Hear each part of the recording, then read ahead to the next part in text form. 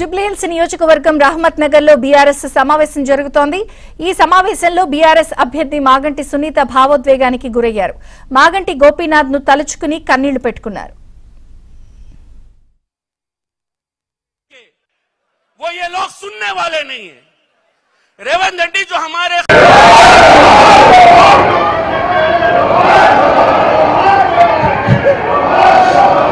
ఎంతమంది మా కుటుంబంలాగా చూసి మిమ్మల్ని చూసి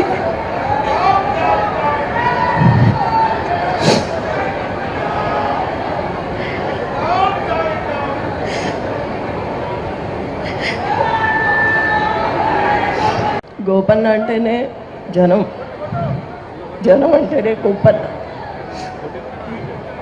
నా జూబ్లీహిల్స్ నియోజకవర్గ కుటుంబ సభ్యులని గోపీనాథ్ గారు ఎప్పుడూ చెప్తూ ఉండేవాళ్ళు. ఈరోజు ఇంత కుటుంబం తరలి వచ్చింది ఆయన కోసం. ఆయన పైనుంచి చూస్తూనే ఉంటారు. ఎంతమందిని అండగా ఇచ్చారు నాకు.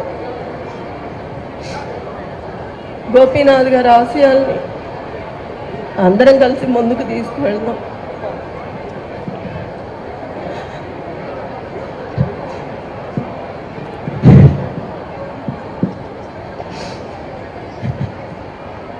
ఎంతమంది